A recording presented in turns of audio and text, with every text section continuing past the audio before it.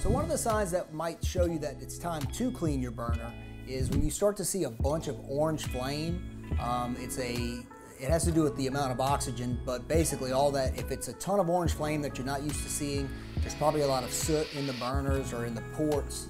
So the way that you can clean that out is make sure that your grill is off and cool. You want to turn off the gas, disconnect any gas, then you take the burner completely out. And I use a paper clip. You just unfold it, nice little piece of metal. You don't want to use a toothpick because you could break that off into the burner.